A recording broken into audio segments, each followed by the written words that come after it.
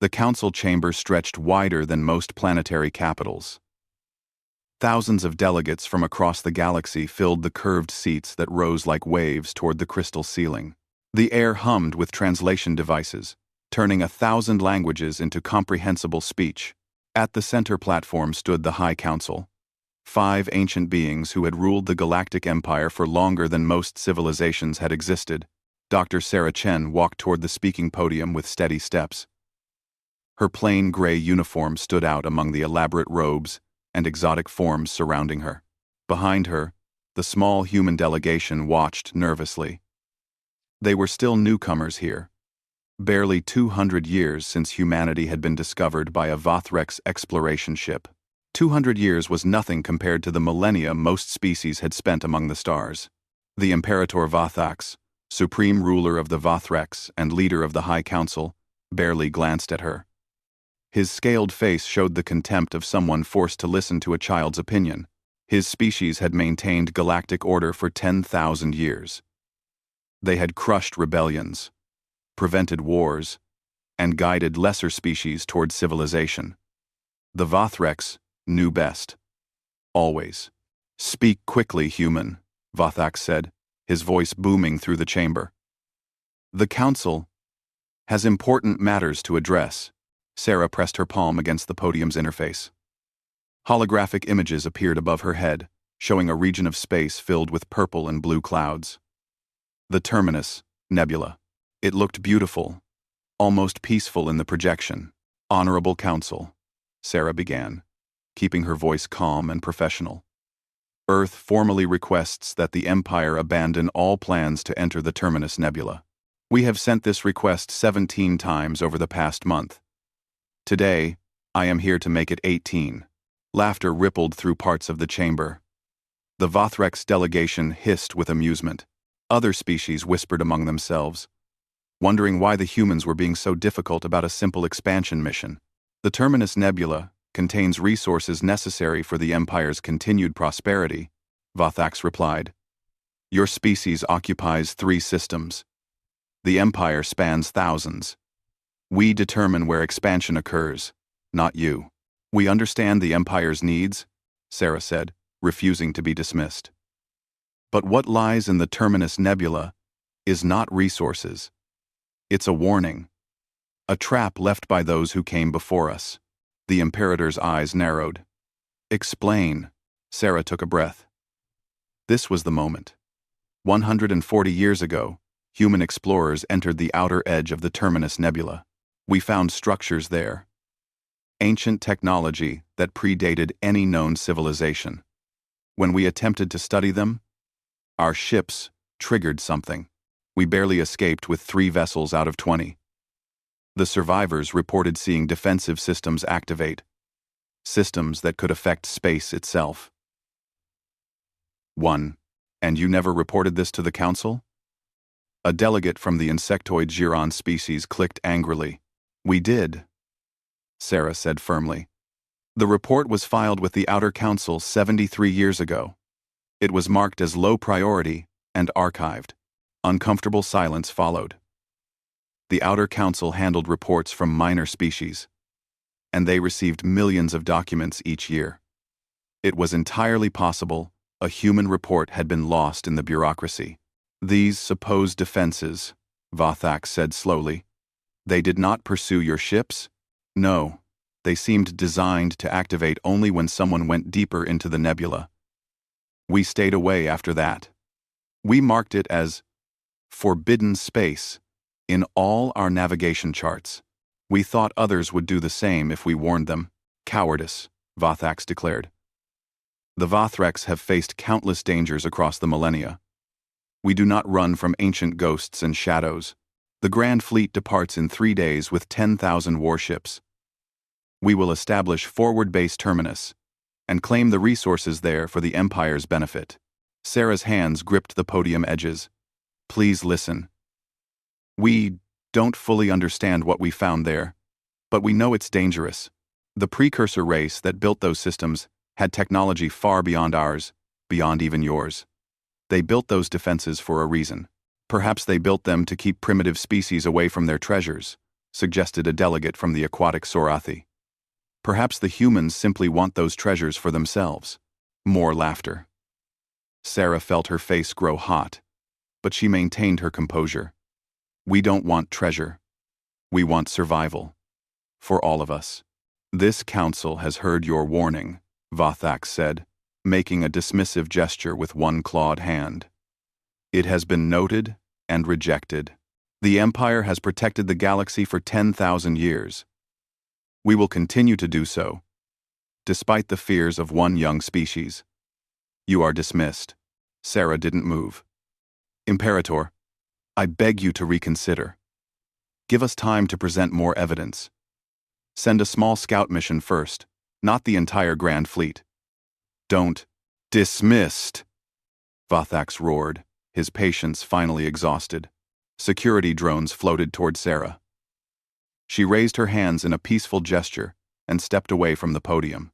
As she walked back toward the human delegation, she could hear the whispers and mocking comments from various species representatives, paranoid humans, primitive fearmongers, trying to control the Empire. Ambassador Marcus Wade, head of the human delegation, put a hand on her shoulder as she returned to their seats. You did what you could, he whispered.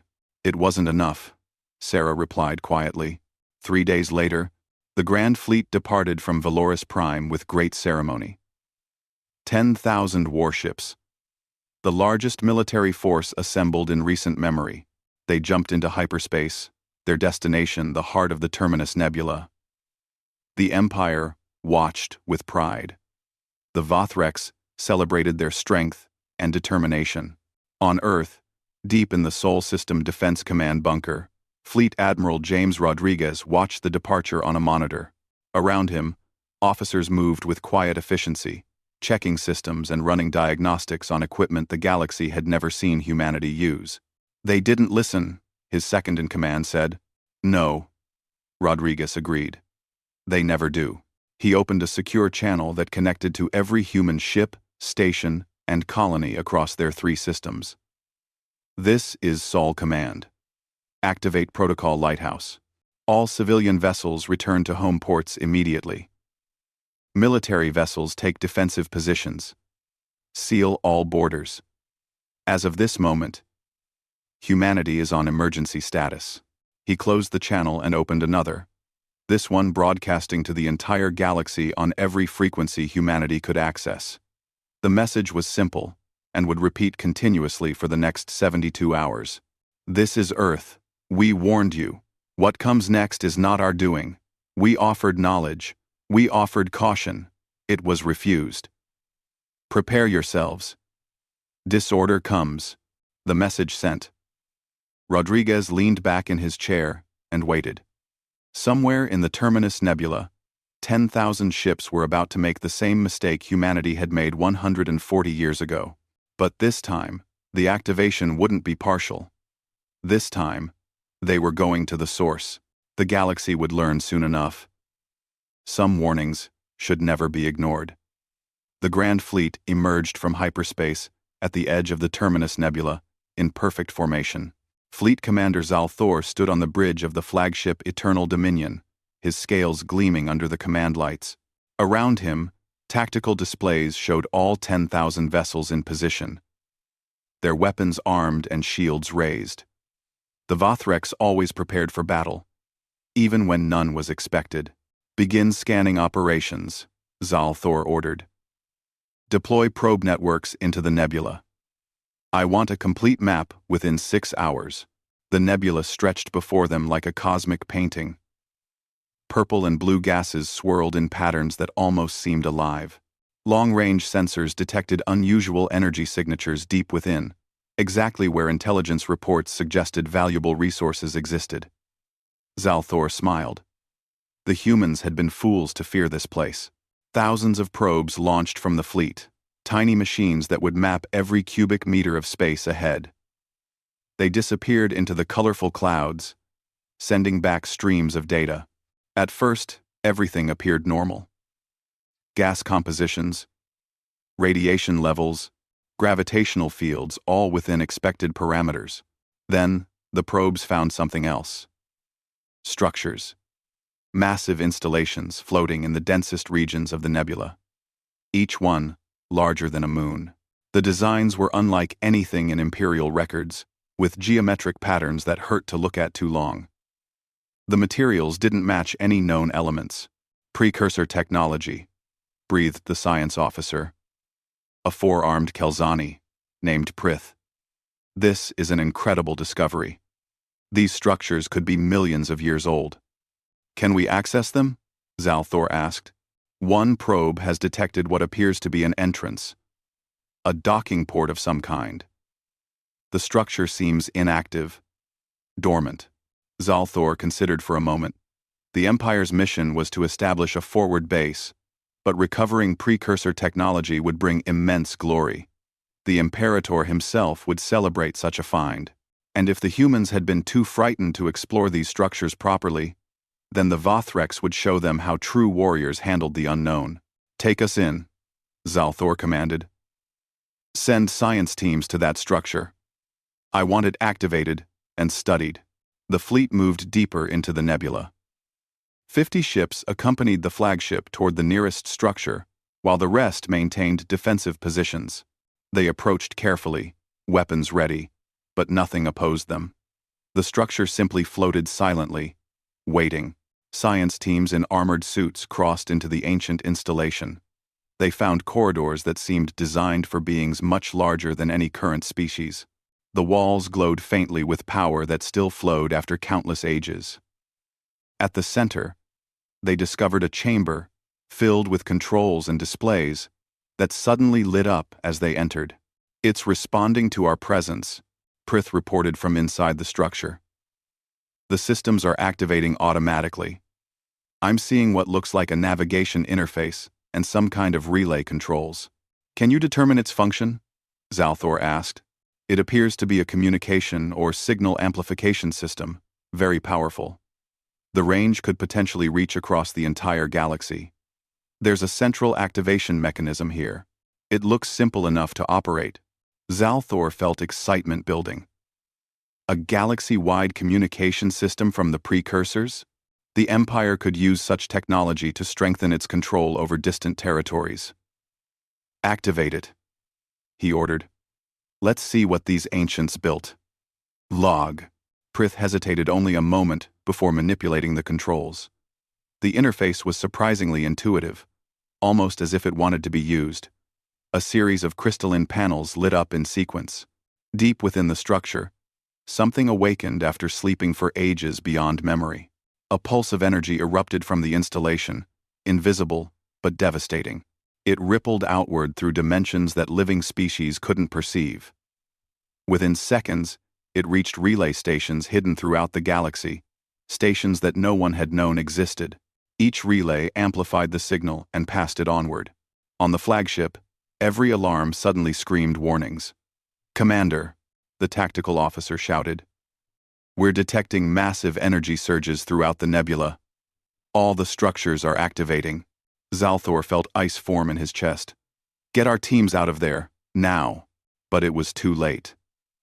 The structure's entrance sealed shut with speed that defied physics. Inside, the science team's communications cut off with screams that would haunt survivors' nightmares. The structure began changing, panels rearranging themselves into patterns that suggested weapons, defenses, death. Across the galaxy, chaos erupted. On Valoris Prime, the capital world, every hyperspace gate suddenly collapsed. Ships in transit found themselves torn from faster-than-light travel and thrown back into normal space, often light-years from their intended destinations. Communication networks that had functioned flawlessly for thousands of years went silent. Planets that had been in constant contact found themselves alone in the darkness. The Sorathi homeworld, a water planet dependent on food shipments from 3 agricultural colonies, received no supply ships. Within hours, panic began spreading through underwater cities as authorities realized they were isolated. Similar situations developed on hundreds of worlds. Trade routes disappeared. Governments lost contact with their colonies. Military fleets found themselves stranded far from home with no way to return. The Vothrex Imperator stood in his throne room on Valoris Prime, watching his empire die in real time. Reports flooded in from every corner of Imperial space. Systems going dark. Riots starting. Colonies screaming for help that couldn't arrive. "What is happening?" Vothax demanded, his voice shaking with rage and fear. His advisors had no answers. The technology that had held the Empire together for millennia had simply stopped working. Hyperspace was collapsing. FTL drives were failing. Even basic communication required old-fashioned radio transmissions that took years to cross between stars. In the Terminus Nebula, the Grand Fleet faced something worse. The ancient structures had fully activated, and they were not welcoming. Beams of energy that could tear holes in space itself lanced through the fleet. Ships exploded or simply vanished, erased from existence by weapons no living species understood. Commander Zalthor tried to order a retreat, but even that was denied. The nebula itself seemed to have become a trap, preventing any escape. Of the 10,000 ships that had entered with such confidence, only scattered survivors managed to flee back to the edge of the nebula. They brought with them stories of horror, of weapons that killed without mercy, of technology that made Imperial military might look like children's toys. And through it all, one message repeated across every frequency that still worked. A message from Earth, the same one that had been broadcasting since the fleet departed. "We warned you. What comes next is not our doing. Prepare yourselves. Disorder comes." On Earth, Admiral Rodriguez watched the reports coming in from human observation posts. The silence engines had activated exactly as expected. The precursor race had built them as a final defense. A way to stop aggressive civilizations from spreading too far. Humanity had learned this lesson the hard way 140 years ago, when their exploration ship had triggered a partial activation. Since then, every human ship had been built with shielding against the engine's effects. Every human colony had backup systems that didn't rely on the technologies the engines disrupted. Humanity had prepared for this day, hoping it would never come, but knowing that pride and arrogance were universal traits. How long until the Empire realizes we're still functional? Rodriguez's second-in-command asked. Hours, maybe days. Depends on how fast their remaining communications can spread the word. Rodriguez pulled up a star map, showing human space. Every system glowed green, fully operational. Around them, the Empire's territories showed mostly red, with only a few isolated yellow indicators where some systems struggled to maintain minimal function. "Begin Phase 2, Rodriguez ordered. "Activate the Lighthouse Network. Send offers of assistance to all nearby systems. Medical supplies, food, rescue ships. Show them we're here to help, not conquer." As human ships began moving outward from Sol system, carrying supplies and hope to desperate worlds, the galaxy learned a terrible truth. The species they had dismissed as primitive and paranoid had been the only ones wise enough to prepare for disaster. The Empire had defied the warning. And now, disorder had erupted across every star system. The question wasn't whether the Empire would survive. The question was what would rise from its ashes. 3 weeks after the Grand Fleet's disaster, the galaxy had descended into chaos. Planets that had known peace for generations now faced starvation and violence. The intricate web of trade and communication that held civilization together had been torn apart. What should have been a unified response to crisis had become a desperate scramble for survival. In the Sol system, humanity moved with purpose. The Lighthouse Network was fully operational now. A series of quantum-entangled communication relays that didn't rely on the technologies the silence engines had disabled. These relays couldn't be jammed, couldn't be disrupted, and functioned perfectly while the rest of the galaxy struggled with messages that took years to deliver. Dr. Sarah Chen stood in the communication center deep beneath Geneva, watching status boards that tracked hundreds of human operations across nearby space. Rescue missions, food deliveries, medical assistance. Every day, human ships reached another desperate colony or stranded fleet. "The Kelzani colony on Praxis 7 is secured," an operations officer reported. "They had 3 days of food left when our ships arrived. We've established supply lines, and they're stable now. What about the Giron station near the Helix sector? Sarah asked. Rescue complete. 70,000 civilians evacuated to safer systems. They're requesting permission to relocate to human-controlled space temporarily. Sarah nodded. Approved. Send them to the Luna processing centers. Make sure they have everything they need. More reports came in, one after another. Humanity had spent 140 years preparing for this scenario. They had built extra ships, stockpiled supplies, trained rescue teams, and created redundant systems for everything critical. What other species saw as paranoia, humans called wisdom, learned from painful experience. A priority alert flashed on Sarah's screen. Incoming message from Valoris Prime, routed through the Lighthouse network. She accepted it immediately. The face of Imperator Vothax appeared, and Sarah barely recognized him. The proud ruler looked exhausted, his scales dull, his eyes haunted. Behind him, the throne room showed signs of neglect and chaos. Dr. Chen, Vothax began, his voice lacking its usual arrogance. I am contacting you on behalf of the High Council. Imperator, Sarah replied formally. How can Earth assist you? The question hung in the air. They both knew what it meant. The mighty Vothrex Empire was asking the humans for help. Valoris Prime is stable, but barely. Vothax said slowly, each word clearly painful for him. Thousands of our worlds are isolated. Millions are dying. Our military is scattered and powerless. Your species seems to be the only one with functioning infrastructure. He paused, struggling with what came next. We require assistance. 1. The assistance is already being provided, Sarah said.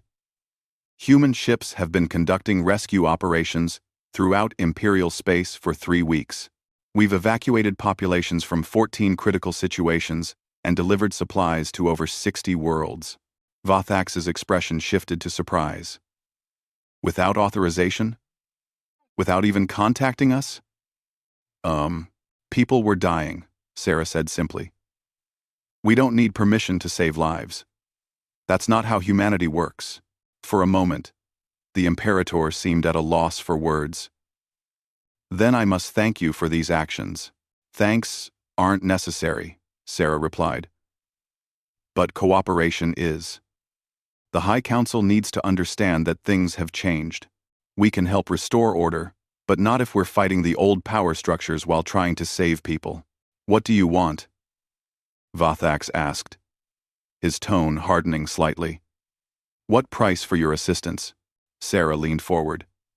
We don't want payment. We want partnership. Equal representation in galactic governance. Immediate military restrictions on aggressive expansion. Shared technology protocols to prevent this kind of disaster in the future. And most importantly, we want the Empire to become a true coalition, where every species has a real voice, not just the illusion of one. You want to dismantle the Empire, Vothax said coldly.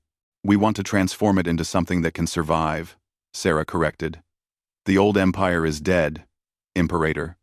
It died the moment the silence engines activated. We can either build something better together, or watch civilization collapse into fragments that war with each other for centuries. Your choice. The channel remained open for several long seconds. Sarah could see the conflict on Vothax's face, pride fighting against necessity.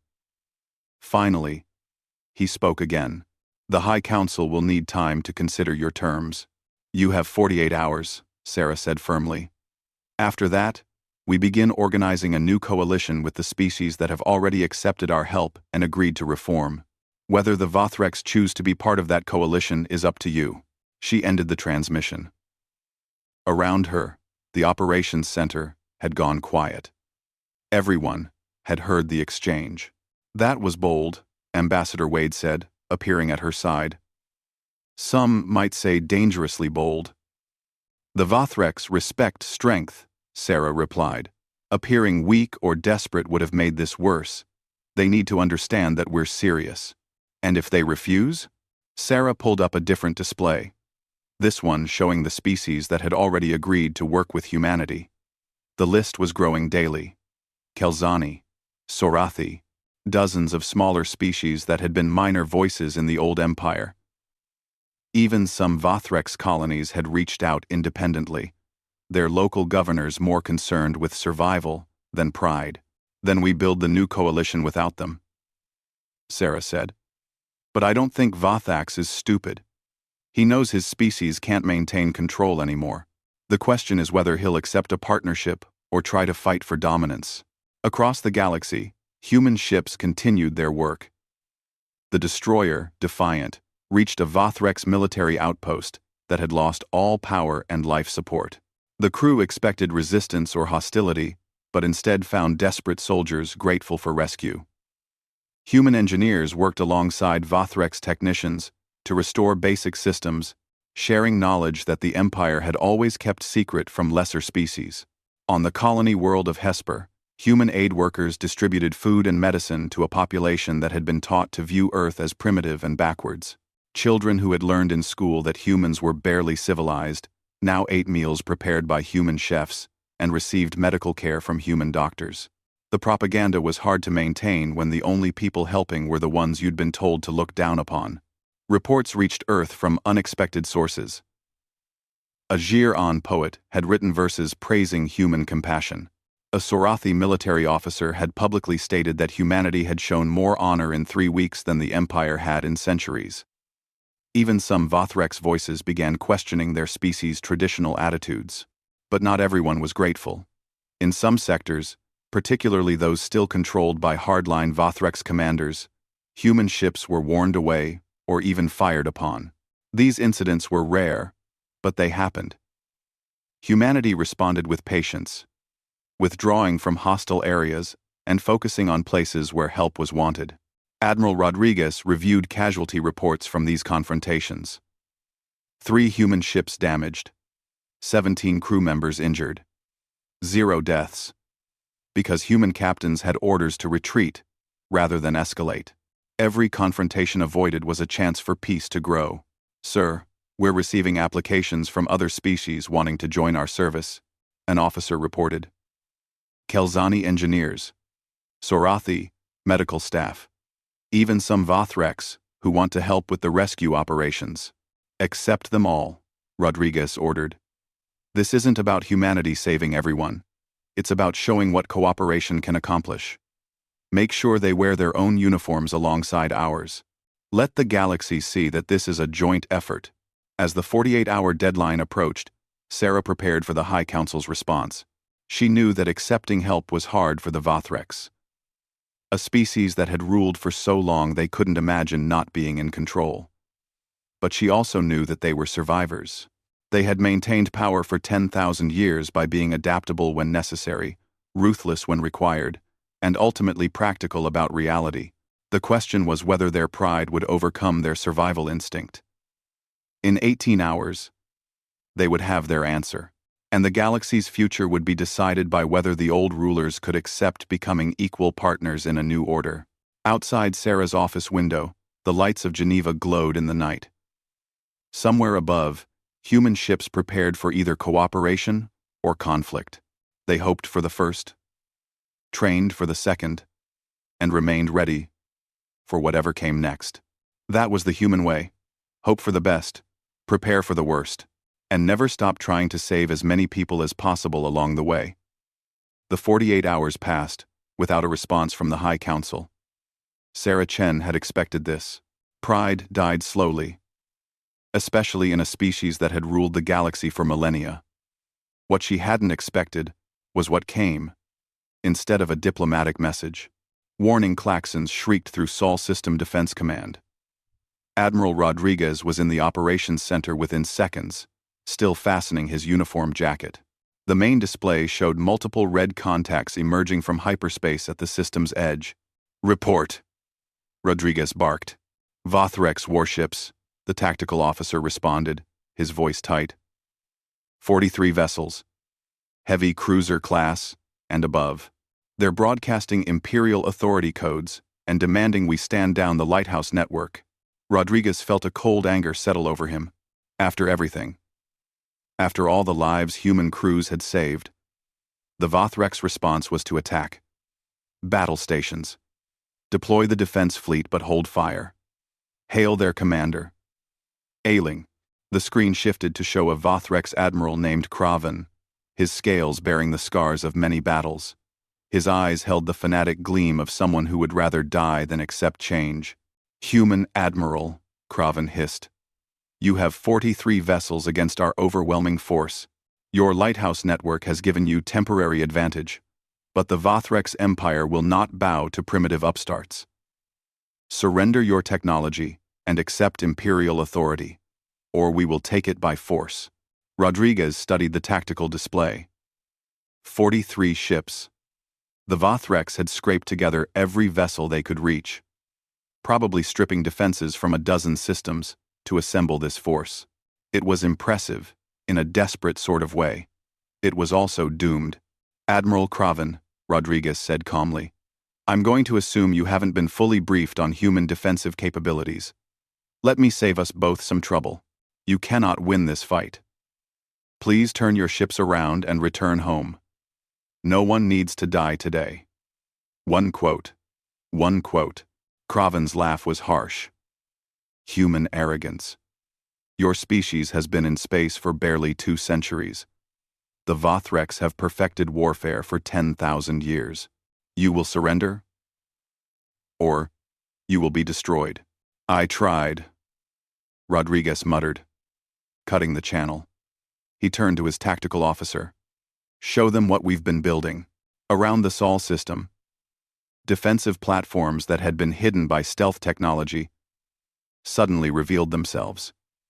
Hundreds of them, positioned at strategic points throughout human space.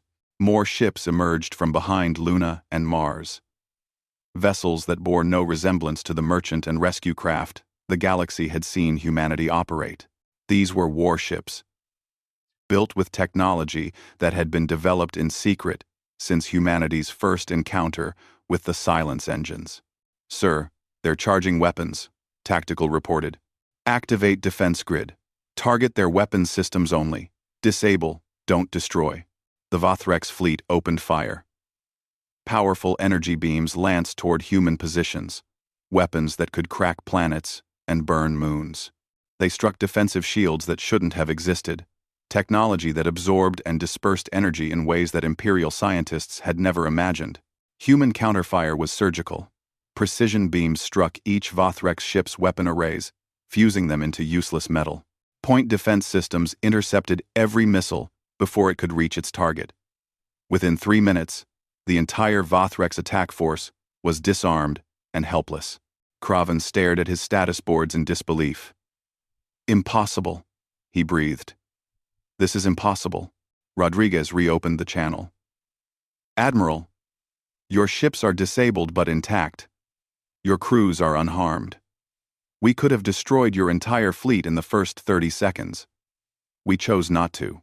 Now, I'm going to ask you one question, and I want you to think very carefully before answering. Why didn't we kill you? The Vothrek's admiral's expression cycled through shock, rage, and finally, something that might have been confusion. Exactly, Rodriguez said.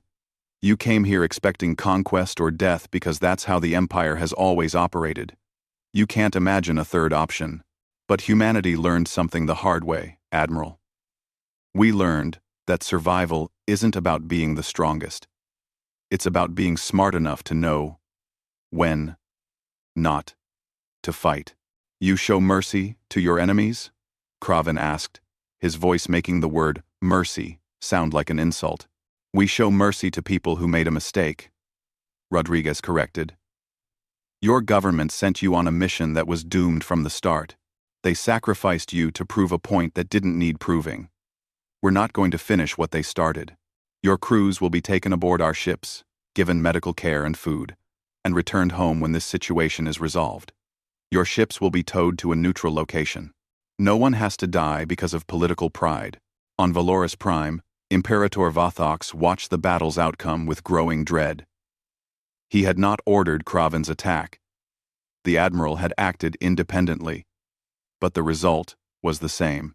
The humans had demonstrated military superiority that made Imperial forces look like children playing with toys.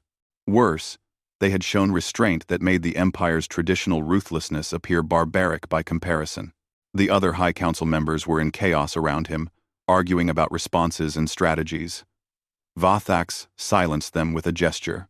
The time for debate had passed. Reality had spoken louder than any argument. "Contact Dr. Chen," Vathax ordered. Immediately, when Sarah's face appeared on the screen, she looked tired but unsurprised. "Imperator, I assume you saw what happened in the Sol system." "I did," Vathax said heavily. "Admiral Kraven acted without authorization.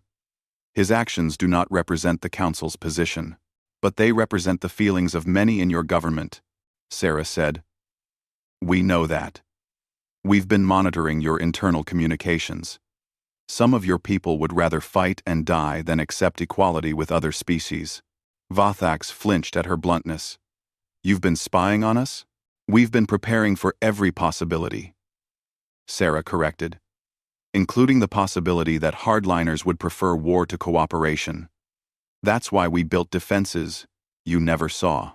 That's why we've been ready for this since the day we warned you about the Terminus Nebula." "You knew we would refuse your warning," Vathax said, realization dawning. "You knew this would happen. We hoped you would listen," Sarah said. "But yes, we prepared for you to refuse. Just like we prepared for aggressive responses once the crisis began. Humanity has learned to plan for the worst while working toward the best." The Imperator was silent for a long moment. Around him, the other council members waited, their expressions ranging from anger to resignation. Finally, Vathax spoke again. "What happens now?" "Now, we fix the mess together," Sarah said. "There's a team of human scientists on their way to the Terminus Nebula right now. They're joined by Kelzani experts, Sorathi technicians, and volunteers from 24 other species. We think we've found a way to deactivate the silence engines, but it requires cooperation between multiple species. The precursors designed it that way. A test to see if we're wise enough to work together. And if we refuse to help, then the engines stay active.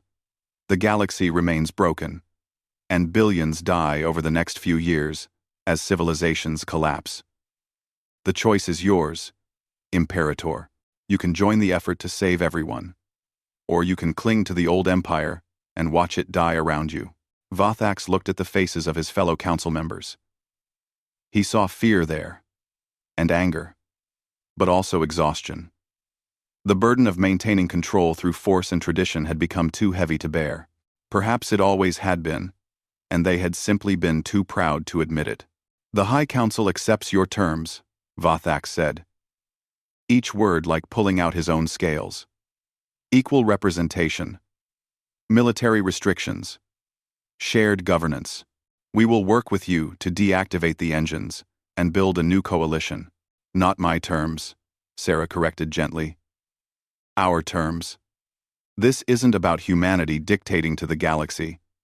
It's about all of us having an equal voice in our shared future." "I understand," Vathax said, and perhaps for the first time, he actually did. The transmission ended.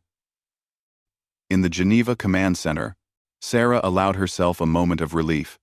The crisis wasn't over. Not by far. The silence engines still needed to be shut down. The galaxy's infrastructure had to be rebuilt. Billions still needed help. But the worst was past. The old empire had fallen without a final, destructive war. Something new could rise from its ashes. "We did it," Ambassador Wade said quietly. "We survived," Sarah corrected. "Now comes the hard part. Actually building something better." In orbit above Earth, the disabled Vothrex ships were being tended by human rescue crews. Vothrex warriors who had expected death or imprisonment instead found themselves treated with dignity and respect. They ate human food, received medical care, and spoke with human crew members who showed genuine interest in their culture and experiences.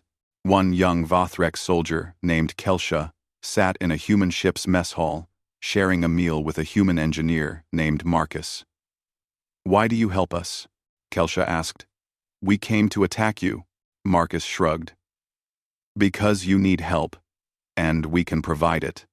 That's reason enough. But we were your enemies." "Were," Marcus emphasized. Past tense. "Today, you're just people having a bad day. Tomorrow, maybe we can be allies. But first, you need to eat something. Try the pasta. It's actually pretty good." Kelsha tentatively tried the strange human food and found it surprisingly pleasant. Around them, other Vothrex crew members were having similar conversations with their human counterparts. Barriers built over 2 centuries were crumbling. Not through force, but through simple human kindness, offered to those who needed it most. The galaxy was learning a lesson humanity had paid dearly to understand. Strength without wisdom led to destruction. Pride without mercy led to isolation. And survival required not just the power to defeat enemies, but the courage to make them friends. Dr. Sarah Chen stood at the viewport of the research vessel Discovery, watching the Terminus Nebula swirl with colors that seemed to shift and change with each passing moment. Behind her, the most diverse scientific team ever assembled worked at stations throughout the ship. Humans, Vothrex, Kelzani, Sorathi, and representatives from 30 other species, all focused on a single goal: shutting down the silence engines before they caused permanent damage to the galaxy's ability to travel between stars. "We're approaching the first relay station," announced Commander Tala, a Kelzani whose 4 arms moved across her controls with practiced efficiency. "The one the Grand Fleet activated. It's still broadcasting the disruption signal." "All teams to stations," Sarah ordered. "Remember, we get 1 attempt at this. The precursors designed these systems to resist tampering. If we make a mistake, the engines might activate permanent defense." The ship moved carefully into the nebula, its shielded drives allowing it to pass through regions that would have torn apart Imperial vessels. Around them, the ancient structures loomed like sleeping giants. Some were as large as small moons, their surfaces covered in patterns that seemed to contain mathematical formulas written in a universal language of geometry. A Vothrex scientist named Zoreth worked at a station beside a human physicist named Dr. James Park. 3 weeks ago, such cooperation would have been unthinkable. Vothrex science was jealously guarded, shared only among their own kind. But the crisis had changed perspectives. Now, Zoreth and James discussed theories as equals, combining their knowledge to solve problems neither could handle alone. "The activation sequence the Grand Fleet triggered was incomplete," Zoreth explained, his claws pointing at holographic displays. "They only accessed the primary controls. The real command center must be deeper inside the structure." "Agreed," James said, manipulating the display to show deeper scans. "But look at this pattern here. It's repeated across all the major structures. I think it's a lock, a puzzle that requires multiple species to solve together." Sarah moved to their station, studying the pattern. It was beautiful and terrifying. A design that incorporated mathematical principles from dozens of different approaches to science. No single species would naturally think in all these ways. The precursors had intentionally created a lock that demanded cooperation. "We need to send teams into the structure," Sarah said. "Mixed teams. Human intuition, Vothrex tactical thinking, Kelzani analytical processing, Sorathi pattern recognition, all working together." Within an hour, the teams were ready. Sarah led the primary group, accompanied by Zoreth, Tala, and a Sorathi named Flow of Currents. They wore environmental suits, adapted from human designs but customized for each species' needs. The airlock cycled, and they crossed into the ancient structure. The interior defied expectations. Corridors stretched in impossible directions, with gravity that shifted depending on where they walked. Lights activated in response to their presence, as if the structure had been waiting for visitors who came in friendship rather than greed. "The Grand Fleet forced their way in," Zoreth observed. "They treated this place as something to conquer, No wonder the defenses activated. The precursors were testing us, Sarah realized. Not just testing if we could solve their puzzles, but testing our intentions. Approach with weapons and aggression. Face destruction. Approach with cooperation and respect. Find solutions. They moved deeper, following the mathematical patterns that seemed to guide them forward. Each chamber presented new challenges, puzzles that required different types of thinking. The Sorathi excelled at three-dimensional spatial problems. The Kelzani processed sequences faster than computers. The Vothreks recognized tactical patterns hidden in the designs. And humans, with their strange ability to think laterally and make intuitive leaps, connected pieces that seemed unrelated. Hours passed. The teams worked through chamber after chamber, each success bringing them closer to the central control room. Behind them, other teams documented everything, creating records that would be shared freely with all species. No more secrets. No more hoarded knowledge. Finally, they reached the heart of the structure. The command center was a vast sphere with a control interface in the middle, floating unsupported in the air. The walls showed the entire galaxy, with thousands of relay stations marked in glowing symbols. Each one was active, broadcasting the signal that disrupted faster than light travel. "This is it," Tala breathed. "We can shut down the entire network from here." But the interface required something specific. Sarah studied it carefully, then understood. "We need to activate it together. Look at the controls. They're designed for multiple species, multiple types of hands and manipulation. One person alone couldn't operate this, even if they wanted to." The team gathered around the interface. Sarah placed her human hands on one set of controls. Zoreth's claws found another. Tala's 4 arms reached for 4 different panels. Flow of currents manipulated controls designed for tentacles. And together, following the mathematical patterns they had learned throughout their journey, they began the shutdown sequence. The structure responded immediately. The walls lit up with messages in that universal geometric language. Sarah felt the meaning in her mind, rather than reading it with her eyes. The precursor's final message to whoever came after them: "You who read this have learned our lesson. We were once proud, expanding without wisdom, conquering without thought. We built an empire that stretched across galaxies. But we never learned to cooperate, to value others as equals. When we finally faced a threat we could not defeat alone, we destroyed ourselves fighting over how to respond. These engines are our legacy and our warning. They activate when species reach the threshold of destructive expansion. They create crises that can only be solved through cooperation. Many species have triggered them over the ages. Most failed the test and destroyed themselves in the chaos that followed. A few succeeded and built something better. You have succeeded.